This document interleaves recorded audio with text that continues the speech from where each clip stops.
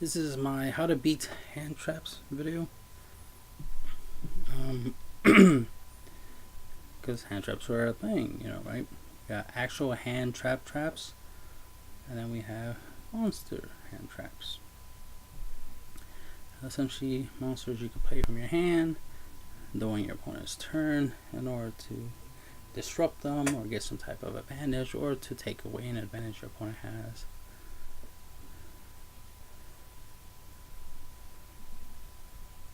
Now, using cards to deal with these hand traps, is one thing. Like obviously, right? You can use, a card to negate Ghost Ogre, for example. Obviously, but sometimes letting your opponent use their hand trap, and then it looks like, or actually is, useless. Like they hand trap you, and then they realize, oh, okay, that didn't do anything, because they're still able to do something. Or another way of dealing with hand traps without actual cards, other than making somebody, making a play and your opponent flat out just, actually plays the hand trap on one of your plays, is that you can make it, you're still going to have to make a play, but the idea is you want to get your opponent to think that a play you're making is important.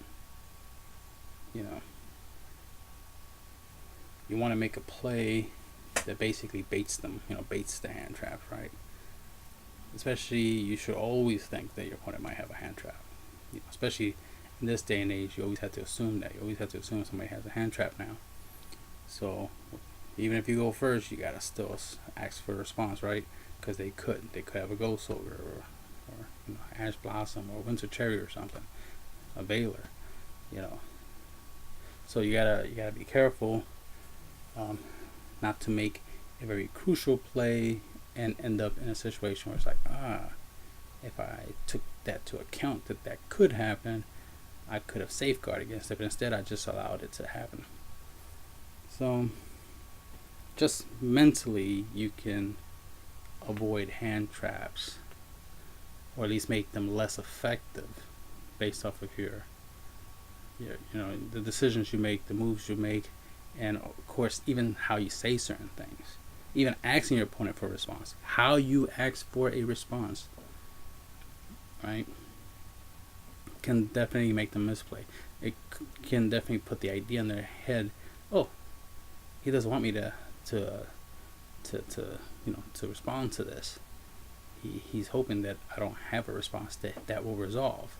Well, unlucky for you, guy, I have a response, and then they failed because that's what you wanted. You wanted them to respond, and now they wasted a response. And then you can, play around their move and make other decisions, or keep playing through and, do what you initially wanted to do with less interruptions. Obviously, right? Less responses, since you already forced them to respond to something that wasn't a big deal before you actually made a big deal, right? But there are cards you can use against these cards. Depending on the hand trap, even something as simple as a Fossil Diana can be effective. There ain't that many hand traps that special summon to the field in order to do something. Like a Battle Fader. Battle Fader is a hand trap, and it's battle related, and it's good for protecting somebody from getting OTK'd, right? So something like Fossil Diana, something as simple as that, can prevent that hand trap from being useful, among other things. Sometimes there's some monsters that have effects that when your opponent attacks, they can't respond. Honest is something you can play during the battle phase, but if you have a monster that doesn't allow monster effects to be activated during a battle or damage step and whatnot, then that's great. That right there deals with those hand traps. But all in all, if they make more hand traps that have effects where instead of discard them to the graveyard to get their abilities, you special them to the field and then get their abilities. So imagine a a ghost ogre that special summons itself. You reveal it, special it to your side field, and if you succeeded in special summoning it, then you get the abilities, right? Because right now most of these hand traps have the discard to activate their abilities, cost, right? Which is, useful.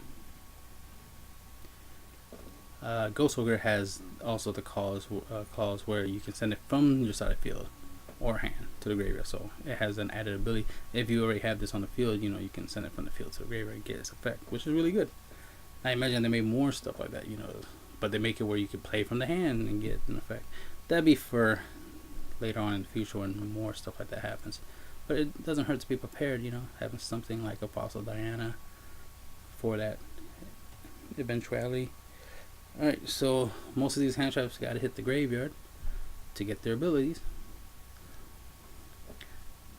So Banisher Radiance can prevent them from going to grave, which will prevent them from being used, since they won't go to the graveyard. We have Gravekeeper Shaman. Negate all monster effects that activate in the graveyard. That's pretty useful. They discard, from their hand as a cost. Hits the graveyard, activates to resolve, to do whatever effect they have, and this will stop it. Inspect Border or Inspector Border. Very useful. Neither player can activate a monster effect unless the number of monster effects that player has previously activated that turn is less than the number of monsters card types currently on the field. Ritual, Fusion, Synchro, XYZ, Pageman, Link, so on and so on. So under the right conditions, you can negate hand traps just by summoning this thing. Then we have Amano Iwato. It's a spirit monster. Monsters cannot activate their effects. So you just normal summon this, and then while this is face up in the field, monsters cannot activate their effects. So right there for a whole turn, you don't have to worry about hand traps. DD Crow, if used right, can counteract some hand traps. Depending on what the hand trap is trying to do, you can use DD Crow in response. Because sometimes you have an effect that activates in the graveyard, like this card went to the graveyard. Effect activate. If your opponent tries to use a hand trap to negate that effect, well, you can dodge it, avoid it by using DD Crow, by banishing your the card that went to the graveyard, by banishing your own card. Now your opponent's hand trap no longer has a legal target, and your effect will still resolve because it was on the chain. Your effect was on the chain, and it'll resolve. The monster doesn't have to be in the graveyard to finish resolving its effect that was on the chain.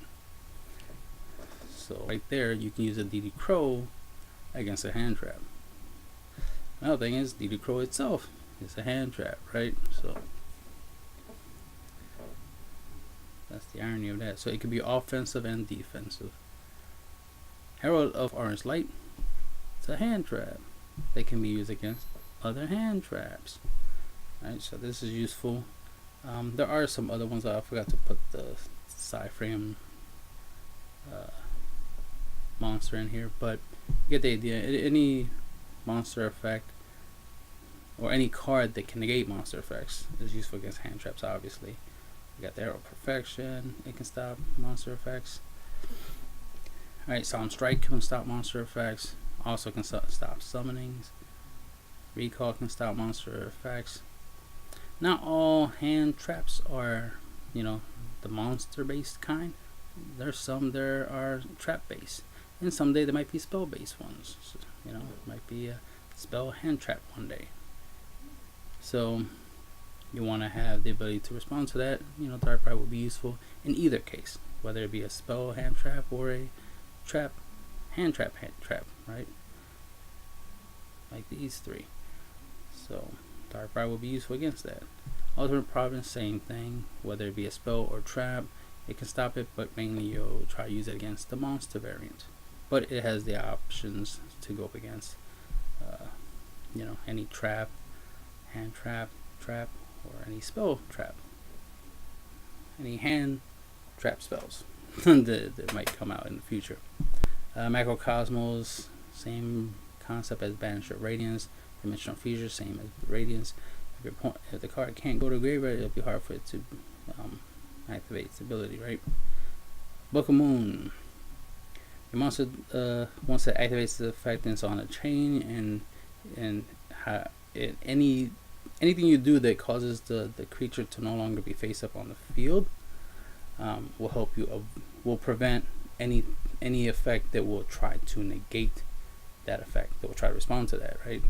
So something like a Book of Moon, when your opponent tries to Veiler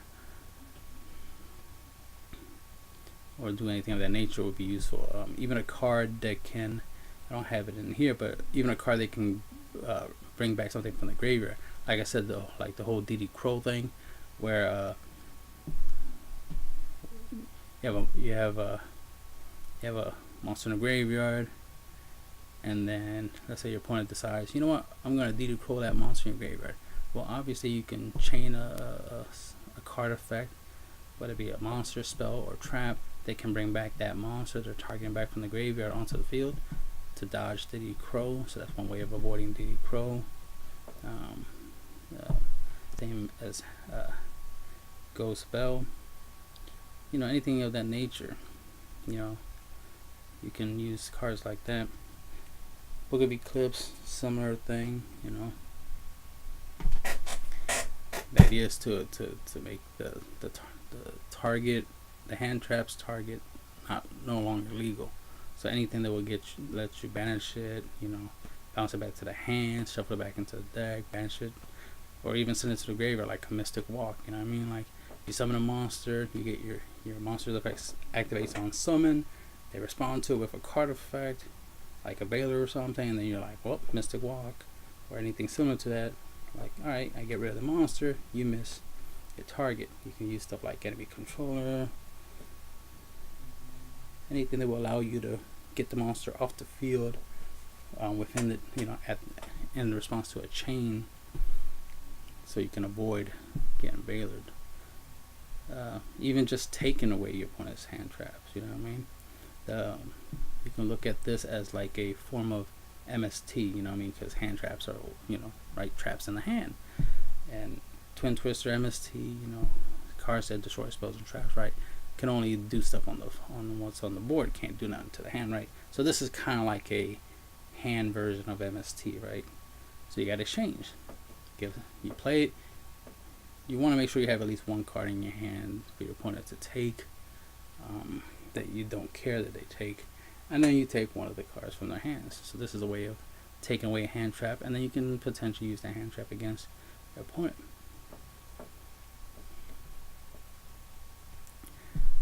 Then you have Drag Down into the Grave. Same premise. You know, you can take away one of your opponent's hand traps and have it sent to the graveyard before it gets to be used properly at a certain moment. But an added thing is of Drag Down into the Grave and Exchange is you get to see your opponent's hand, so you get to know if they have more than one hand trap, but also potentially get rid of at least one of them, preferably the one that hurts you the most, and the one that hurts you the least doesn't matter if they still have it in the hand. At least now you know, and knowing is half the battle.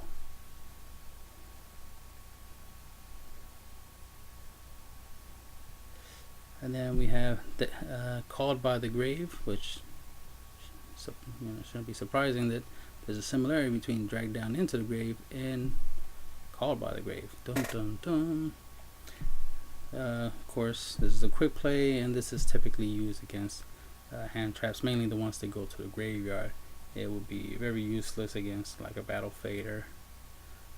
It definitely would be useless against a, you know, hand trap.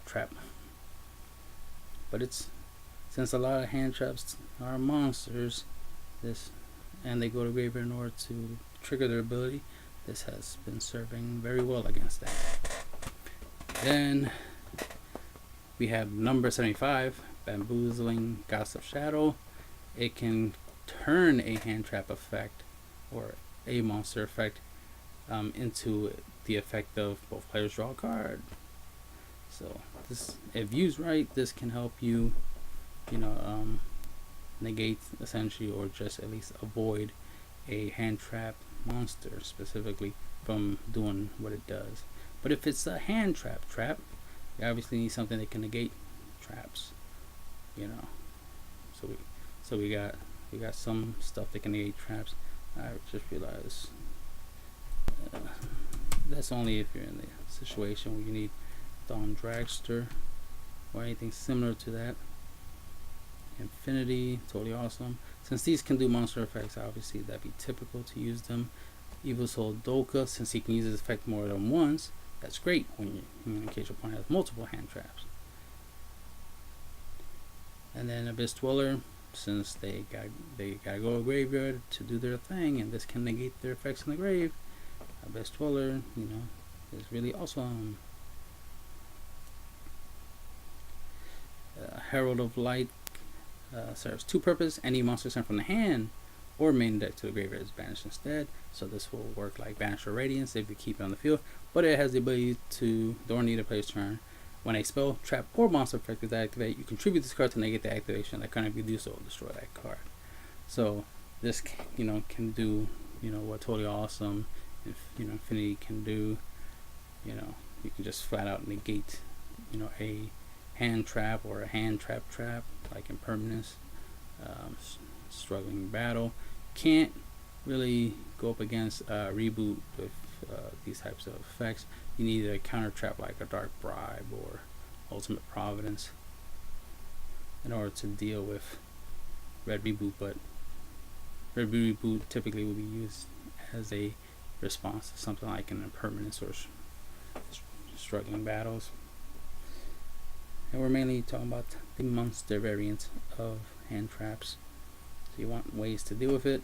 Dark Law, same thing as Banisher, Hand traps don't go to graveyard, they don't do nothing. Landois, by discarding a spell card from your hand, and you can do this multiple times if you have multiple spells in your hand, you can negate, the hand traps effects.